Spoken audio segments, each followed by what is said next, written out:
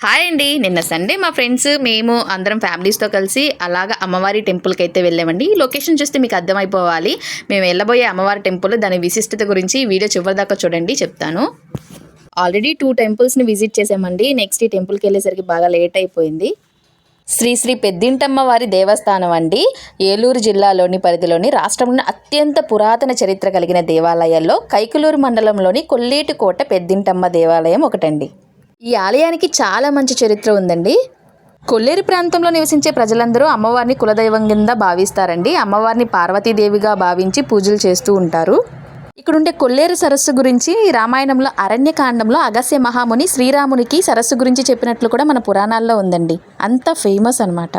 ఈ ఆలయం గురించి ప్రత్యేకంగా చెప్పాలంటే ఆ కాలంలో నిర్మించిన భారీ కోటలన్నీ అంతరించిపోయినాయి అంటండి. అమ్మవారి దేవస్థానం మాత్రమే అలా చెక్కు చెదరకుండా ఉందంటండి. 11వ శతాబ్దం నాటి ప్రజలు కూడా ఆనాటి చక్రవర్తులు ఎక్కువగా అమ్మవారిని పూజించేవారంటండి.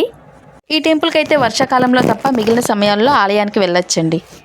ప్రతి సంవత్సరం అమ్మవారికి జాతర అంగరంగ వైభవంగా చాలా బాగా జరిపిస్తూ ఉంటారండి. అమ్మవారిని చూడాలంటే 2 కళ్ళు సరిపో, అంతా బాగున్నారు. పగలైతే ఇంకా బాగుండేది. మాకైతే ఈవినింగ్ అయిపోయింది. మీలో ఎంతమంది ఈ టెంపుల్ని విజిట్ చేశారో కామెంట్ చేసేయండి.